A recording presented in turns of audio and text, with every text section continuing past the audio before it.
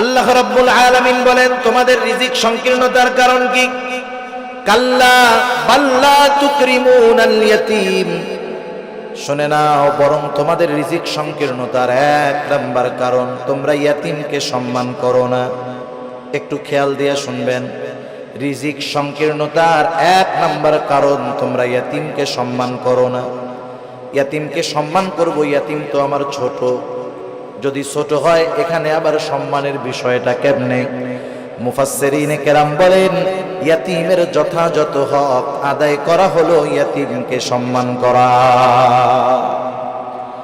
আল্লাহ রাব্বুল আলামিন বলেন, তোমরা ইয়াতীমকে সম্মান করো না, তথা ইয়াতীমের হকগুলো তোমরা আদায় করো না। বরং সমাজের মধ্যে অনেক মানুষ আছে ইয়াতীমের অভিভাবক, সে ইয়াতীমের হক আদায় করবে কোথায়? ইয়াতীমেরটাই তো খায় ফেলে। আছে না নাই? ইয়াতীমের সম্পদ এটা বড় জঘন্য সম্পদ। আল্লাহ তাআলা সাধারণভাবেই বলেন, ইয়া আইয়ুহাল্লাযীনা আমানু লা তাকুলু আমওয়ালাকুম বাইনাকুম বিল বাতিল। আল্লাহ তাআলা বলেন, তোমরা অন্যায়ভাবে কারো সম্পদ ভক্ষণ করো না। কারণ কেউ যদি কারো সম্পদ ভক্ষণ করে, এর সাথে বান্দার হক সম্পৃক্ত থাকে। কিয়ামতের ময়দানে কেউ যদি কারো সম্পদ অন্যায়ভাবে ভক্ষণ করে দুনিয়ায়, কিয়ামতের ময়দানে ওই লোকটা সবচাইতে নিঃস্ব হয়ে যাবে। হাদিসের মধ্যে আসছে, নবীজি সাল্লাল্লাহু আলাইহি ওয়াসাল্লাম বলেন, কিয়ামতের দিন সবচাইতে নিঃস্ব হবে ওই ব্যক্তি যার আমলের কোনো অভাব নাই, নামাজ রোজার অভাব নাই, হজ যাকাতের অভাব নাই, দান সাদকার অভাব নাই, এক কথায় কোনো প্রকার নেক আমলের অভাব নাই। দুনিয়াতে তার একটা সমস্যা ছিল, সে বান্দার হক নষ্ট করত। পাহাড় পরিমাণ আমল নিয়ে বান্দার হক নষ্টকারী কিয়ামতের ময়দানে আল্লাহর সামনে উঠবে। ও নেকের পাহাড় দেখে চিন্তা করবে, ওর জান্নাতে যাওয়া কে ঠেকায় আছে? আল্লাহ তাআলা তাকে জান্নাতে যাওয়ার অনুমতি দেওয়ার পূর্বে তার ব্যাপারে আল্লাহ রাব্বুল আলামিনের দরবারে মানুষেরা অভিযোগ দায়ের করবে। লম্বা হাদিস, আমি শুধু সারমর্ম কথাগুলা বলতেছি। কিছু লোক তার বিরুদ্ধে আল্লাহ রাব্বুল আলামিনের কাছে অভিযোগ দায়ের করবে। লোকটা হয়তো বলবে, আল্লাহ, এই লোকটা দুনিয়াতে আমার হক নষ্ট করেছিল। কেউ বলবে আমার সম্পদ দখল দিয়েছিল, কেউ বলবে আমাকে কষ্ট দিয়েছিল। এক কথায় আমার হক নষ্ট করেছিল। আল্লাহ, দুনিয়ার ভিতরে আমি দুর্বল থাকার কারণে আমি ন্যায় বিচার পাই নাই। দুনিয়াতে আমি মাজলুম ছিলাম। আয় আল্লাহ, আজকের দিন আমি কি ন্যায় বিচার পাবো না? বরং আল্লাহ রাব্বুল আলামিন তো সেই দিন ন্যায় বিচার কায়েম করবে, ইনসাফের আদালত আল্লাহ তাআলা প্রতিষ্ঠা করবে। আল্লাহ রাব্বুল আলামিন বলেন, وَنَضَعُ الْمَوَازِينَ الْقِسْطَ لِيَوْمِ الْقِيَامَةِ فَلَا تُظْلَمُ نَفْسٌ شَيْئًا। আল্লাহ রাব্বুল আলামিন বলেন, আমি কিয়ামতের দিন ইনসাফের আদালত কায়েম করব। وَنَضَعُ الْمَوَازِينَ الْقِسْطَ لِيَوْمِ الْقِيَامَةِ, এমন ইনসাফ ওয়ালা আদালত আল্লাহ তাআলা বলেন, ফালা তুযলামু নাফসুন শাইআ, সেই দিন কারো উপরে সামান্যতম কোনো জুলুম করা হবে না। বরং কি হবে? ওয়া ইন কানা মিসকালা হাববাতিন মিন খারদালিন আতাইনা বিহা, কেউ যদি দুনিয়াতে কোনো সরিষা দানা পরিমাণ কোনো আমল করে থাকে, আল্লাহ রাব্বুল আলামিন বলেন, আতাইনা বিহা, ওই আমল সহকারে আমি আল্লাহ তাকে হাজির করব। দুনিয়াতে সরিষা দানা পরিমাণ আমল যদি কেউ করে, সেই সরিষা দানা পরিমাণ আমল সহ তাকে হাজির করা হবে। শুধু হাজির করবে আল্লাহ তাআলা তা না, বরং আল্লাহ সুবহানাহু ওয়া তাআলা ওই আমলের হিসাব নেবেন। সুবহান।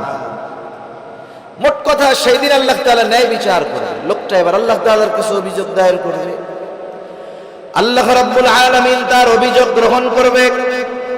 এবার ওই পাহাড় পরিমাণ নেকের মালিককে বলা হবে, তোমার ব্যাপারে যে অভিযোগ দায়ের করা হলো সত্য নাকি? সে মিথ্যা কথা বলার কোনো উপায় নাই, স্বীকার যেতে সে বাধ্য। সে বলবে, হ্যাঁ, দুনিয়াতে আমি তার এই হক নষ্ট করেছি। আল্লাহ তাআলা বলবে, দাও, তার হকটা আদায় করে দাও।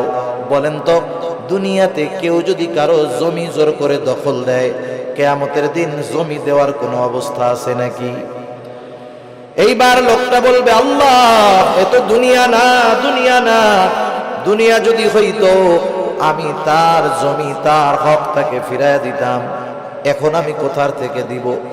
এইবার অভিযোগকারী বলবে, আল্লাহ ঠিক আছে, এটা তো দুনিয়া না, দুনিয়ায় আমার সম্পদ সে দখল দিয়েছিল, আজকে আমার সম্পদের প্রয়োজন নাই, সে আমার দুনিয়ার হকটা তার নেকির দ্বারা মিটায়া দে।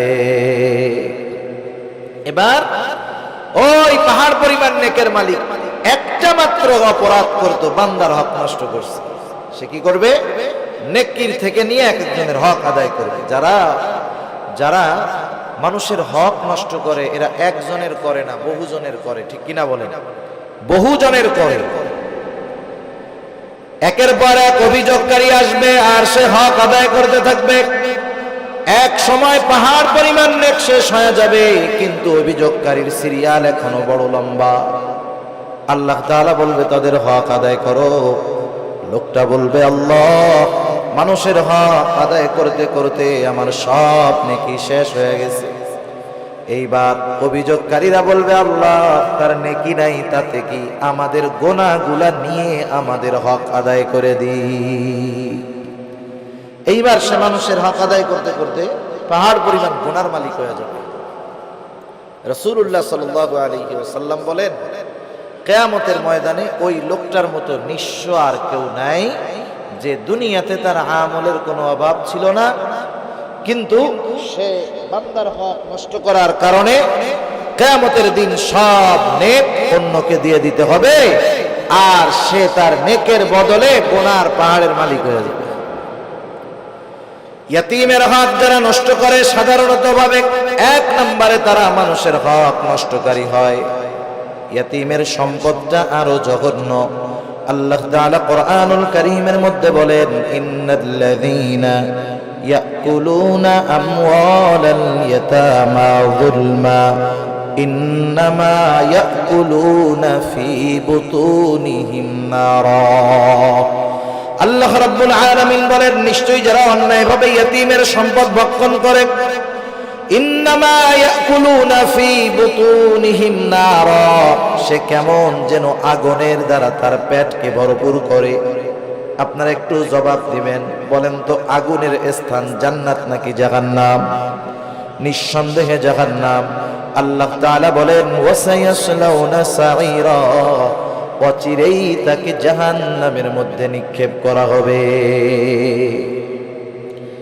সেজন্য ইয়াতীমের অসম্মান মানে ইয়াতীমের সম্পদ দখল দেওয়া, ইয়াতীমের সম্পদ ভক্ষণ করা। দুই নাম্বার, ইয়াতীমের সম্মান করা, অর্থাৎ তার সাথে সদাচরণ করা, ভালো ব্যবহার করা। অনেক সময় আমাদের অনেকের ঘরে ইয়াতীম বাচ্চা থাকে, নিজের আত্মীয় স্বজন। অনেক সময় এমন হয় আপন চাচার ঘরে ভাইয়ের ছেলে ইয়াতীম, মা বাবা মারা গেছে, ছোট বাচ্চা ইয়াতীম। আপন চাচা ওই ইয়াতীমের সাথে খারাপ আচরণ করে, খারাপ ব্যবহার করে, বরং ছলে বলে কলে কৌশলে সে যদি পারে। একজনের সম্পদ আছে, ইয়াতীম, সে সম্পদের মুখাপেক্ষী না, কিন্তু তার তো মা বাবা নাই, সে একটু স্নেহ মোহাব্বত ভালোবাসার মুখাপেক্ষী, ঠিক কিনা বলেন? ইয়াতীম হইলেই যে তারে খাওয়াইতে হয় সব, বিষয়টা এমন না, বরং সমাজে অনেক ধনী ইয়াতীম আছে, সে একটু মানুষের ভালো আচরণ, একটু মোহাব্বত ভালোবাসার আশা করে।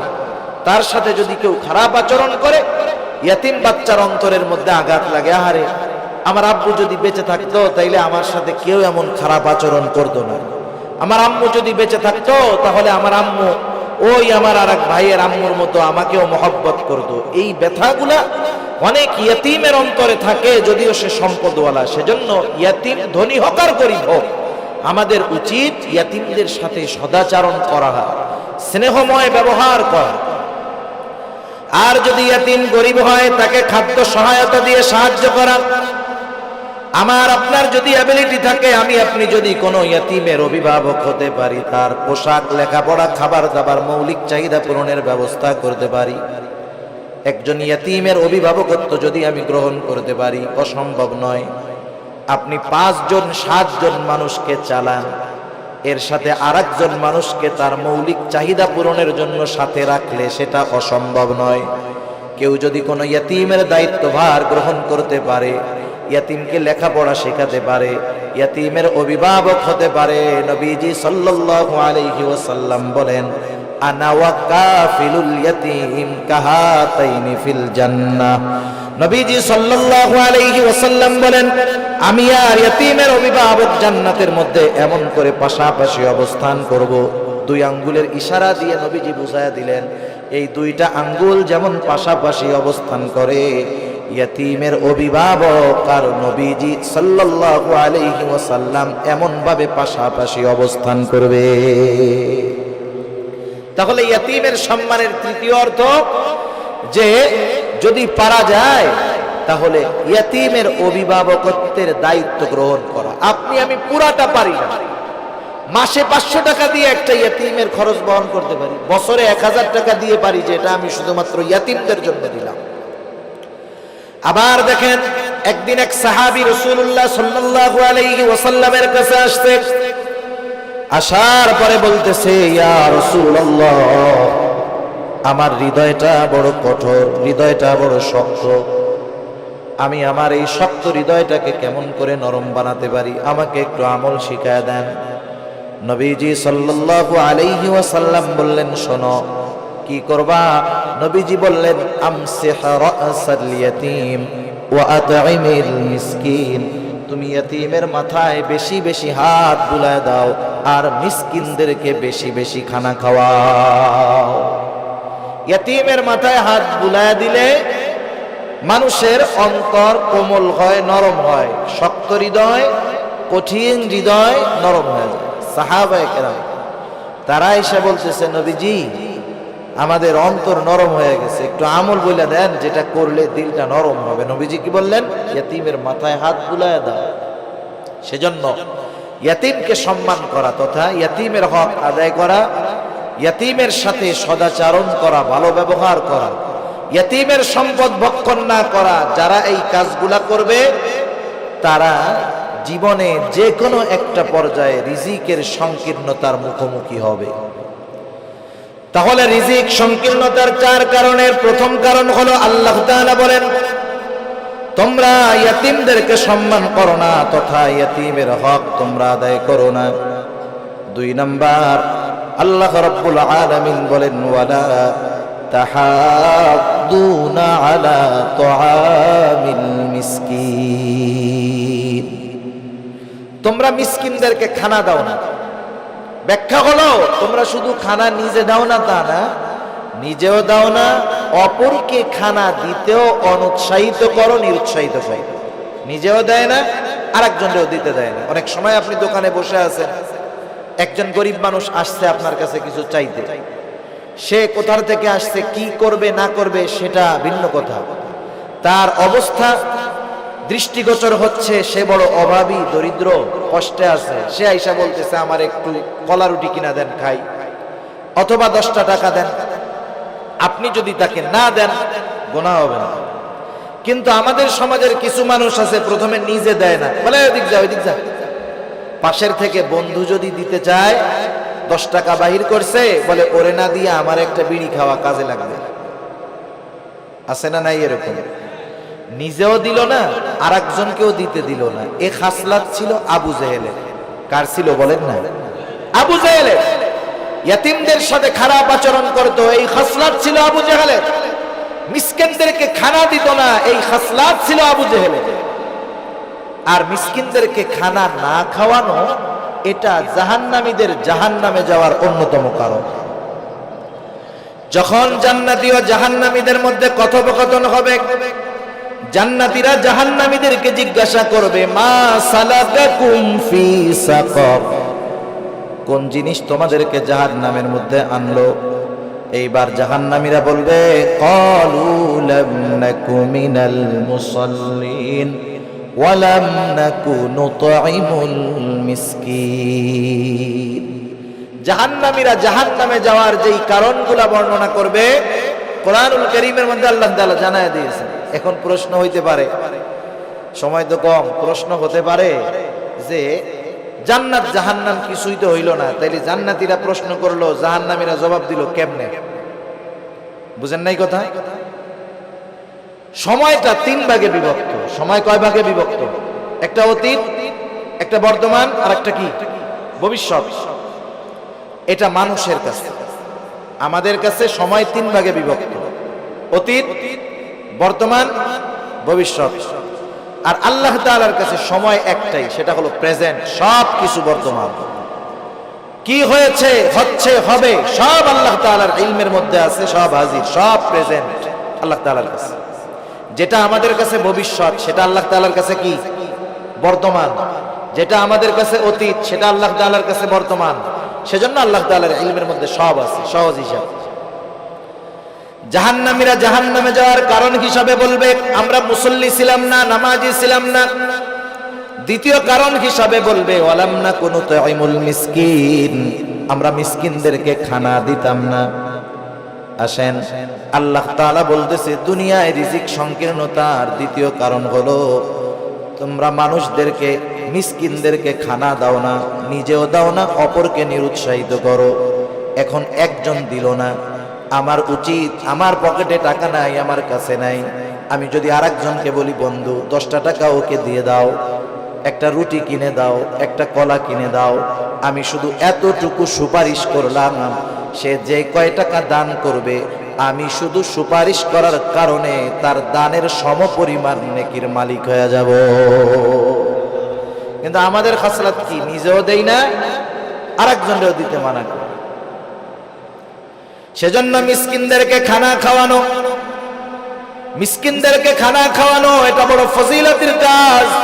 শুধু মিসকিনদেরকে নয়, সাধারণভাবে প্রত্যেকটা মানুষকে খানা খাওয়ানো ভালো কাজ। এক লোক নবীজি সাল্লাল্লাহু আলাইহি ওয়াসাল্লামের কাছে আসছে, এসে জিজ্ঞাসা করে ইয়া রাসূলুল্লাহ আইয়ুল ইসলাম খাইর, ইসলামের মধ্যে সর্বোত্তম কাজ কোনটা? নবীজি সাল্লাল্লাহু আলাইহি ওয়াসাল্লাম ছিলেন উম্মতের রূহানি ডাক্তার। উনি রোগীর প্রশ্ন শুনেই বুঝতে পারতেন এনার মধ্যে কি কমতি আছে। আল্লাহ তাআলা সেই বুঝবার যোগ্যতা আমার আপনার নবীকে দিয়ে দিয়েছেন।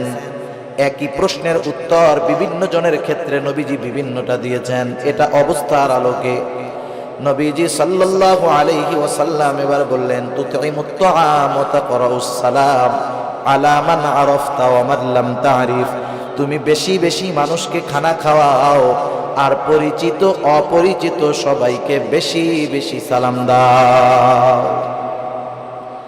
এখানে নবীজি সাল্লাল্লাহু আলাইহি ওয়াসাল্লাম খানা খাওয়ানোর কথা বলছেন, ঢালাও বলা। সাধারণ মানুষকেও যদি মানুষ খানা খাওয়ায় দুনিয়ার স্বার্থে নয়, তাইলে এর মধ্যে লাভ আছে। এক মুসলমানের অপর মুসলমান দাওয়াত দিলে সেই দাওয়াত কবুল করতে হবে, এটা এক মুসলমানের উপরে অপর মুসলমানের একটা হক।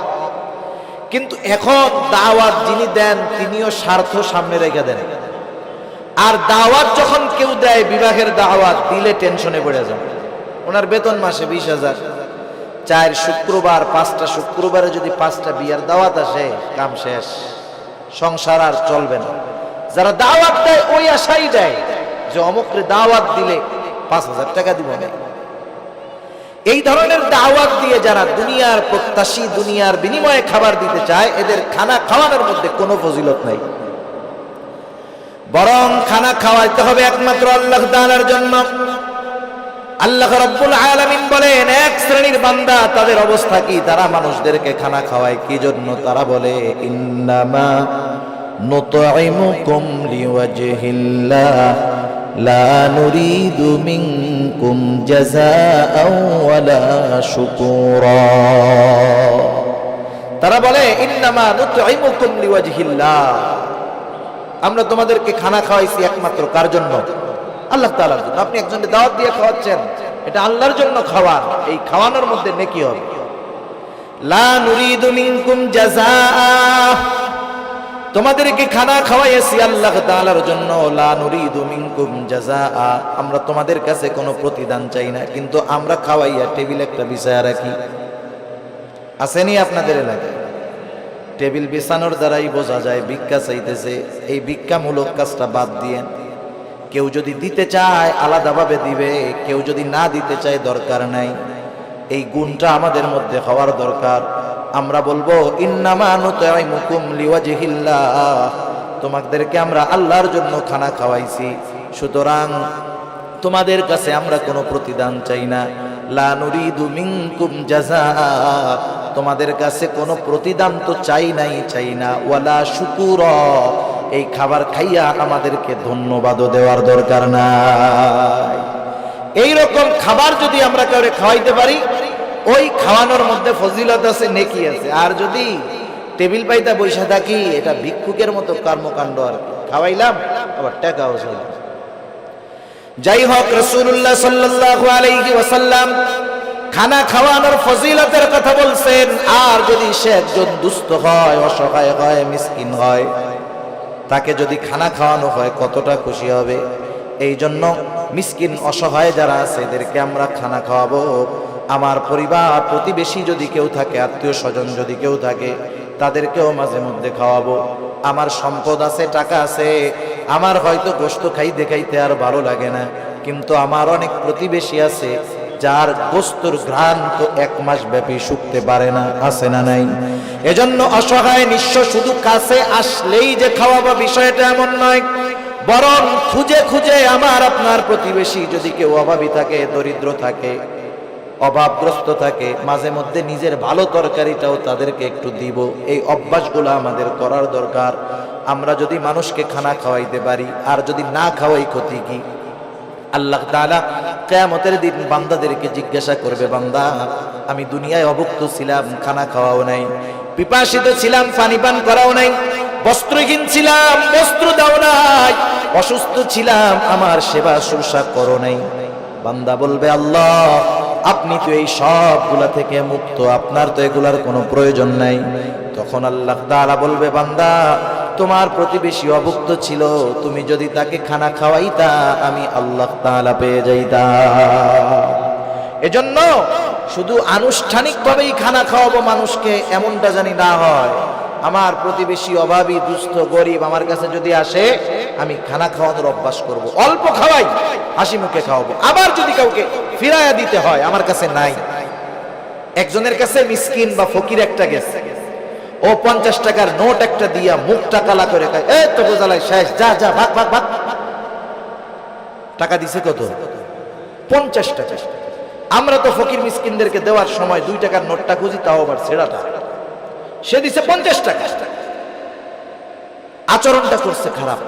পাশের আর একজন 1 টাকাও দেয় নাই, কিন্তু আচরণটা সুন্দর করছে। বলতেছে, ভাই তুমি তো আসলা, আমার কাছে তো এখন নাই, যদি এই পথে পরে আসো তুমি আবার আমার সাথে দেখা করার চেষ্টা করবা, ইনশাআল্লাহ আমি তোমাকে দিব। এখন বলেন তো, এই যে মিসকিন অসহায় 50 টাকা দেনেওয়ালার ব্যবহারে খুশি হবে, নাকি যে দেয় নাই তার ব্যবহারে খুশি হবে? সেজন্য উত্তম ব্যবহারটাও সাদকা। আমরা যদি কখনো কাউকে খাওয়াতে পারি না পারি, দিতে না পারি, খারাপ আচরণ করব না, ধমক দিব না, এই অভ্যাসটাও আমাদের করার দরকার। যাই হোক, আলোচনা লম্বা হচ্ছে, অন্যদিকে চলে যায়। আল্লাহ তাআলা আমাদেরকে জানায় দিলেন যে রিজিক সংকীর্ণতার 4টি কারণ। 1 নাম্বার কারণ লা তুকরিমুনাল ইয়াতীম, 2 নাম্বার কারণ ওয়ালা তাহাদ্দুনা আলা তুআমিল মিসকিন, 3 নাম্বার কারণ ওয়া তাকুলুনাত তুরাফা আকলাল লাম্মা। তোমরা কি করো? ওয়ারিসি সম্পদ সব একা খায়া ফেলো। আছে নাকি এরকম? যেমন বাপ সম্পদ রেখে মারা গেছে, বাবা মারা যাওয়ার পরে প্রথম কি দায়িত্ব? বড় সন্তান, সন্তান তার দায়িত্ব হলো প্রথম বাবার দাফন কাফনের জন্য যা দরকার সেটা ব্যয় করা। 2 নাম্বার খোঁজ খবর নেওয়া, বাবা কোনো ঋণ আছে নাকি, ঋণ থাকলে তার ঋণ পরিশোধ করা। 3 নাম্বার এইবার যেই সম্পদ অবশিষ্ট আছে, বাবা যদি কোনো ওসিয়ত করে থাকে, আর ওই ওসিয়তটা যদি ওই সম্পদের 3 ভাগের 1 ভাগ বা তার কম হয়, বেশি নয়, কোনো মানুষ যদি তার মূল সম্পদের 3 ভাগের 1 ভাগের বেশি পরিমাণ ওসিয়ত করে, অর্ধেক করে, তাহলে এই ওসিয়ত মানতে সন্তানেরা বাধ্য নয়, কিন্তু ঋণ পরিশোধের পরে যেই সম্পদ থাকবে তার ওসিয়তটা যদি 3 ভাগের 1 ভাগ বা তার কম হয়, এই ওসিয়তটা পূরণ করতে হবে। এরপরে যেই সম্পদ অবশিষ্ট থাকবে, অভিভাবক বড় হিসাবে বড় ভাইয়ের দায়িত্ব হলো যথাযথভাবে সব ওয়ারিসদের মাঝে বাবার সম্পদগুলো বন্টন করে দেওয়া। কিন্তু আফসোস, এই দায়িত্ব অধিকাংশ ক্ষেত্রে আমাদের দেশের ভাইরা পালন করে না, বরং বিলম্ব করতে থাকে। অনেক ক্ষেত্রে অন্যান্য ওয়ারিসদেরকে তারা ছলে বলে কলে কৌশলে সম্পদ বঞ্চিত করে দেয়। আছে না? আছে। বোনের হক আছে, সম্পদ বন্টন হয় নাই, 10 বছর ধরে বাবা মারা যাওয়ার পরে ভাই খাইছে সব, দোকান ভাড়া, বাসা ভাড়া, জমির ফসল, গাছের ফল সব খাইছে। বোন মাঝে মধ্যে আসছে, 1 ব্যাগ আম 2টা কাঁঠাল দিয়ে পাঠায় দিছে, আবার বলতেছে আইসো। কিন্তু আবার 10 বছর পরে 2 বোন আইসা বলতেছে ভাই 10 বছর তো দোকান ভাড়া, গাছের ফল, জমির ফসল সব একা খাইছো, কোনো দাবি নাই, এখন আমাদের হকটা আমাদেরকে বুঝায়া দাও। আর যদি তুমি রাখতে চাও এই সম্পদের ন্যায্য মূল্য আমাদেরকে দিয়ে দাও। বলেন তো, 10 বছর পরে বোন এসে ভাইদের কাছে যদি তার হক বুঝতে চায়, ভাই খুব খুশি মনে দিয়ে দিবে, তাই না? মুখটা পুইড়া একেবারে কালা হয়ে যাবে। সম্পদ দিয়ে দিবে, দিতে তো বাধ্য, বোনরা নিয়ে যাবে, তখন বলবে গেলি সম্পর্ক শেষ কইরা গেলি। এই যে কথার দ্বারা কি বুঝতেছেন? ভাই চাইছিল ওই সম্পদগুলো সব একা খাওয়ার জন্য, বোনরা জানি এই সম্পদ না চায়, সে সেটা চেয়েছিল। এই ধরনের চাহিদা আমাদের কারো মধ্যে যদি থাকে, যদি চিন্তা করি যে আমি 1 ভাই 5টা বোন আছে, সম্পদ যদি বন্টন হয়ে যায় আমার সম্পদে কমতি পড়ে যাবে, আমার সন্তানেরা সম্পদ কম ভাগে পাবে, ও যদি চিন্তা করে ওই সম্পদ তার সম্পদে প্রবৃদ্ধি দিবে, ভুল, বরং আল্লাহ তাআলা এমন বিমার দিবে সব সম্পদ শেষ হয়ে যাবে। ঠিক কিনা বলেন? এরকম বহুত মানুষ আমরা দেখছি, মানুষের হক নষ্ট করে সম্পদের পাহাড় বানায় ফেলছে। আল্লাহ তাআলা রিজিকের দরজা ক্লোজ করে দিয়েছে, ভোগ করতে পারে নাই, সম্পদ সব চিকিৎসা করতে করতে শেষ। সেজন্য ওয়ারিসি সম্পদ ভক্ষণ করার চেষ্টা করব না, এখানেও বান্দার হক আছে। সেজন্য নিজ দায়িত্বে ওয়ারিসদের সম্পদগুলা ফিরিয়ে দিব, খবরদার ঠকানোর চেষ্টা করব না। অনেক সময় জমি আছে রাস্তার পাশে, 3 ভাগ করার সময় আমি রাস্তার পাশের টুকু নেই, এরপরে পেছনালারে দেই, এরপরে তারে দেই। বলেন তো, যেই জমির সাথে রাস্তা নাই, ওই জমির সাথে রাস্তা না থাকার কারণে যেই জমির সাথে রাস্তা আছে ওই জমির পাশেও যদি জমিটা হয়, শুধু রাস্তা না থাকার কারণে ওই জমিটার দাম অর্ধেক হয়ে যায়। সেজন্য বন্টনের ক্ষেত্রে সিস্টেম মুআফিক করতে হবে, ঠকানো যাবে না কাউকে। আল্লাহ তাআলা বলেন তোমাদের রিজিক সংকীর্ণতার দ্বিতীয় কারণ ওয়াতাকুলুনাত তুরাসা আকলাল লাম্মা, ওয়ারিসি সম্পদ সব তোমরা একা ভক্ষণ করে ফেলো। 4 নম্বর আল্লাহ তাআলা বলেন ওয়াতুহিব্বুনাল মালা হুব্বান জাম্মা, মানুষ যে এই আকামগুলা করে, গুনাহগুলা করে, এর অন্যতম কারণ কি? মালের মহব্বত। কিসের মহব্বত? মালের মহব্বত, সম্পদের মহব্বত, দুনিয়ার মহব্বত। দুনিয়াতে সম্পদ উপার্জন করা মানা না। কেউ যদি মনে করে সম্পদ উপার্জন করা মানা, তাহলে সে ভুলের মধ্যে আছে। কিন্তু সব সম্পদ উপার্জন করতে গিয়ে আল্লাহ তাআলাকে যদি ভুলে যায়, এটাই হলো তার জন্য ক্ষতির কারণ। এজন্য আল্লাহ তাআলা বলেন ইয়া আইয়ুহাল্লাযীনা আমানু লা তুলহিকুম আমওয়ালুকুম ওয়ালা আওলাদুকুম আন যিকরিল্লাহ। আল্লাহ তাআলা বলেন হে ঈমানদারেরা, তোমাদের সন্তান সম্পদ তোমাদেরকে জানি আল্লাহ তাআলার জিকির থেকে গাফেল না বানায় দেয়। মনে রাখতে হবে, যেই সম্পদের কারণে আমি আল্লাহকে ভুলে যাই, যেই সম্পদ উপার্জন করার জন্য আমি নামাজ ছেড়ে দিয়েছি, রোজা ছেড়ে দিয়েছি, হারাম হালাল যাচাই বাছাই ছেড়ে দিয়েছি, মনে রাখতে হবে এই সম্পদ আমার জন্য কল্যাণ বয়ে আনবে না। যেই সন্তানের চিন্তায় আমি নামাজ রোজা বাদ দিয়ে তার ভবিষ্যতের কথা চিন্তা করে সম্পদের পাহাড় আমি গড়তেছি, এই সন্তান আমার জন্য কল্যাণ বয়ে আনবে না। এজন্য আল্লাহ তাআলা বলেন, বান্দা তুমি যদি সম্পদ সন্তানের কারণে আমি আল্লাহর জিকির থেকে গাফেল হয়ে যাও, এটা তোমার জন্য ক্ষতির কারণ। আল্লাহ তাআলা বলেন, ওয়ামান ইয়াফআল যালিকা ফাউলাইকা হুমুল খাসিরুন।